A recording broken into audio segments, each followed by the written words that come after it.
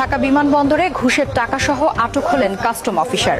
Saudi আরব থেকে একজন প্রবাসী তার পরিবারের জন্য কিছু জিনিসপত্র নিয়ে আসে। প্রবাসীর জিনিসপত্রের জন্য ঢাকা বিমানবন্দরের কাস্টম অফিসার পারে নাই, এখন আমাকে তারা এটা দিতেছে না দিয়া মালটা না কইরা আমাকে ঘুরছায় আর আমার ড্যামারাস খাওয়ায়।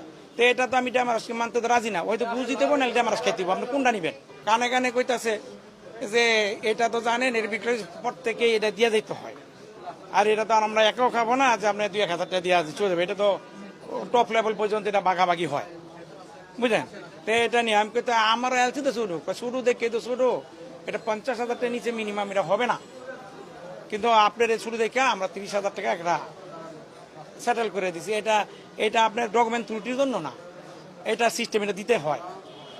এই একবারে দিনে আমার কানে কানে কইতাছে, আমি কইতে কি করতাম মানে এটা দিতেই হবে, হোক নেন তাহলে 30,000 টাকা আমি আনছি, আর বেশি দিতে পারবো না। তার ফিওন্ডে ডাকছে, ডাকা কইতে টাকা নিয়ে লুকাও, তো ওই বাড়িতে নাইয়া টাকাটা নিয়ে যেতেছে, দুকে দেখছে যে 2 টাকা কইলে যাস তো থাক, এই লইলে দুজনে ধরছে এখানে আরো হইলো এটার দুজনে করছে। আর হইলো অ্যাসিস্ট্যান্ট কমিশনার কাছে বারবার আমি কইছি যে ওনার কাছে যান, ওনার কাছে বিচার দেন, কিন্তু ইয়া গেছে কিনা গেছে আমি জানি না, সিএনএফ অনেক সমস্ত মিলিয়ে